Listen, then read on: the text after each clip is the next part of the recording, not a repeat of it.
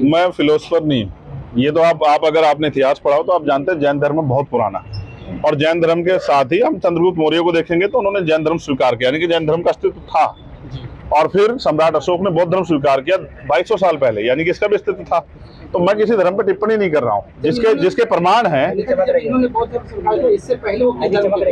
मैं फिर आपसे कह रहा हूँ, मैं हिस्टोरिकल उस बातों पे नहीं काम कर रहा हूँ। मैं अब ये कह रहा हूँ, चलिए 2200 साल पहले क्यों जा रहे, आज आप बता दीजिए, जिनको आप हिंदू कहते हैं, जब उनके साथ अन्याय अत्याचार होता है तो आपकी सरकार जवाब क्यों नहीं देती?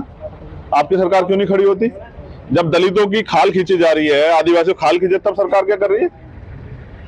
प्रयागराज में 2 मसले हुए, अगर आप उठा पाए।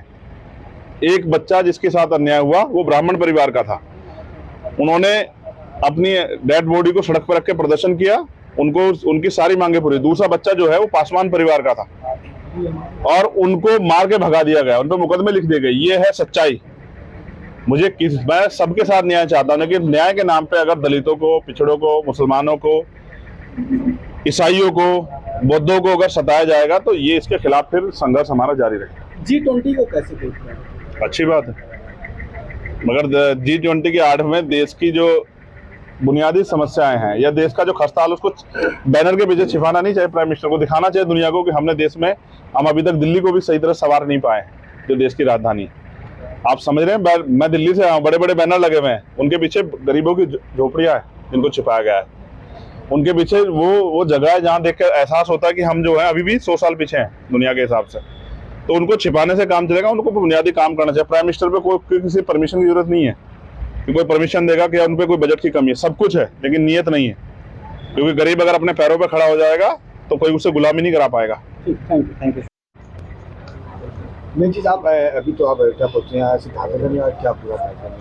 देखिए, सिद्धार्थनगर से, क्योंकि वो नेपाल का बॉर्डर और हमें संविधान बचाओ देश बचाओ यात्रा शुरू करनी है, तो पहली जो संविधान बचाओ देश बचाओ यात्रा जो जिलों वाइज शुरू होगी, उत्तर प्रदेश में वो सिद्धार्थनगर में आज उसका पहला चरण जो है ना, जो उस यात्रा का, वो सिद्धार्थनगर शुरू हो और लगभग 70 किलोमीटर की यात्रा रहेगी। इसमें काफी जो कस्बे पड़ेंगे उधर वहाँ पैदल मार्च होगा। जागरूकता अभियान के तौर पे जनता को जागरूक किया जाएगा। जो आज हालात जो है केंद्र की और स्टेट की सरकार ने उत्तर प्रदेश में बना दिए, जनता इस हालातों को समझे और इनसे बाहर निकलने के लिए आने वाले समय में अपनी वोट का सही प्रयोग करें। उसके बाद मध्य प्रदेश, राजस्थान में भी हमारी यात्रा, संविधान बचाओ देश बचाओ यात्रा शुरू हो रही है अलग अलग डेटों में। तो उत्तर प्रदेश में क्योंकि मेरी जिम्मेदारी यात्रा शुरू कराई जाए, क्योंकि उत्तर प्रदेश एक बड़ा सूबा है और केंद्र का रास्ता जो है वो उत्तर प्रदेश से होकर जाएगा और यहाँ भारतीय जनता पार्टी मैक्सिमम सीटों पे विजयी है। तो बीजेपी का विजय रथ जो है हम लोग उत्तर प्रदेश में रोकेंगे, उसकी तैयारी हम लोगों ने कर ली। देखा जाए, अगर आप इस समय अयोध्या में, आज का इसमें जो देखा जा रहा है कि जो राजनीति है अब कहीं ना कहीं धर्म को लेकर हो गई, तमाम विवाद खड़े हो रहे हैं, चाहे रामचरितमानस को लेकर कहा जा रहा है, तो अब सनातन धर्म को लेकर आप क्या? मैं फिर ये कहूँगा कि धर्म आदमी का व्यक्तिगत मसला है। कोई किसी धर्म को मानता, कोई किसी धर्म का अपमान करने का अधिकार किसी को नहीं, लेकिन राजनीति में जब भी धर्म जुड़ जाएगा तो आपके वास्तविक मुद्दे दूर हो जाएंगे। आज महंगाई है, बेरोजगारी है, आज जो है कास्ट एट्रोसिटी हो रही है, आज तमाम तरह से जो है नौजवान परेशान है, पेपर लीक हो रहे हैं, दरोगा भर्ती में आप देखो, 69 शिक्षक भर्ती में आप देखो। सरकार की जिम्मेदारी है किसानों के प्रति, नौजवानों के प्रति, महिलाओं के प्रति, लेकिन सरकार अपनी जिम्मेदारियों से भाग रही है और धर्म वही बीच में लेके आएगा जो मुद्दों से भागना चाहता है। हम सरकार को मुद्दों से भागने देंगे। जातिगत जनगणना हो या 69,000 शिक्षक भर्ती में घोटाला जो हुआ है उस पर शिक्षा मंत्री पे कार्रवाई हो, या दरोगा भर्ती में जो घोटाला है उस पर कार्रवाई हो, या नई नियुक्तियों में जो है नई नियुक्तियां आए, बैकलॉग भरे, प्रमोशन रिजर्वेशन, ये जो बुनियादी मसले हैं इन पे हम लोग सरकार को खींचेंगे। नौजवान परेशान घूम रहा है पढ़ा लिखा, सरकार जवाब देने को तैयार नहीं, तो हम मुद्दों पे रहेंगे और सरकार को भागने देंगे। सरकार ने बहुत वादे किए थे, किसानों की आमदनी दुगनी हुई, बिजली का बिल आधा हुआ, किसानों की बिजली माफ हुई, ये सब चीजों का जवाब जो है ना सरकार को देना पड़ेगा। लेकिन इसमें जिस तरह से देखा जाए, योगी सरकार ने कानून व्यवस्था को लेकर दावे किए जा रहे हैं, फवाद तमाम घटनाएं भी सामने आ रही हैं। मेरे मित्र, आप लोग हंसोगे, मैं कानून व्यवस्था का सबसे बड़ा प्रमाण मैं ही खड़ा हूँ, मेरी पीठ पे गोली लगी हुई है। ये उत्तर प्रदेश की कानून व्यवस्था का जीता जागता सच है। और आप शायद हिम्मत ना जुटा पाए, मगर मुख्यमंत्री को बताना चाहिए कि जिस जहां पार्टी के राष्ट्रीय अध्यक्षों पे गोली चल रही हो उस उत्तर प्रदेश में कानून व्यवस्था कितनी अच्छी हो। तो ये आपके सामने है। आप इस बारे में कहेंगे तो मुझे लगता है पूरी सरकार ही गिर जाएगी। छोड़िए, कानून व्यवस्था का आलम ये है कि बहन बेटी रात के अंधेरे में बाहर नहीं निकल सकती घर से। उत्तर प्रदेश का ये हाल हो गया। और आम आदमी से ज्यादा सड़क पे आप चलोगे, ये नहीं पता आप सही सलामत घर पहुंच जाओ, क्योंकि पशु सड़क पे इस तरह घूम रहे हैं, कहाँ आप हादसे के शिकार हो जाओ आप बता नहीं सकते और सरकार से सवाल नहीं कर सकते। लोकसभा के लिए आप कितना तैयार हैं? लोकसभा के लिए आजाद समाज पार्टी मेहनत कर रही है।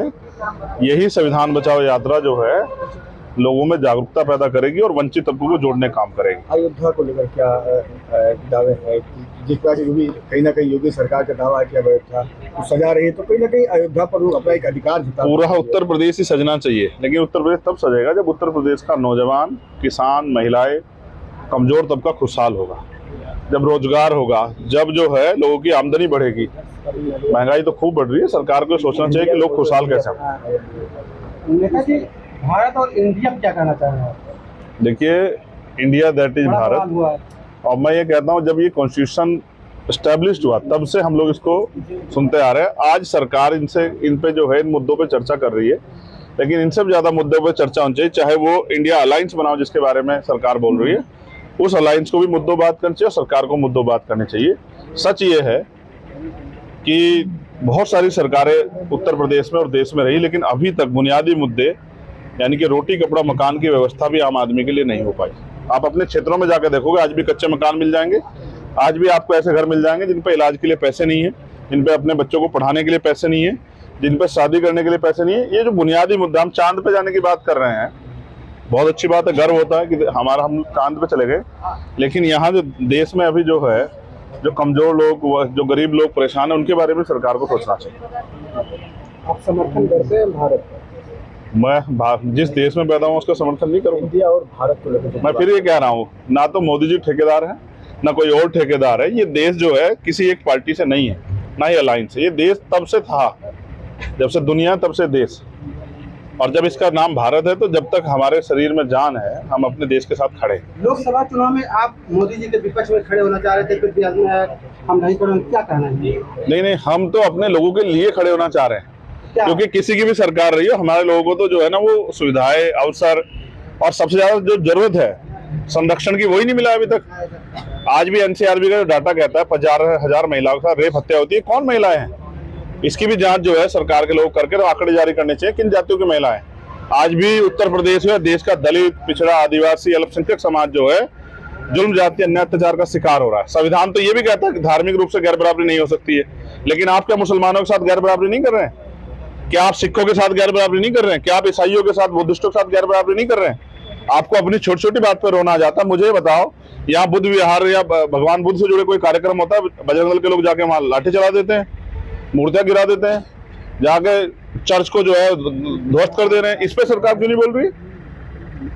धर्म आदमी का व्यक्तिगत मसला है, धर्म को राजनीति में सरकार के लोग ला रहे हैं। और मैं फिर कह रहा हूँ, हमारी राजनीति मुद्दों की है, हम धर्म पे जाएंगे। ये पार्टी का फैसला। एबीपी गंगा, खबर आपकी, जुबान आपकी।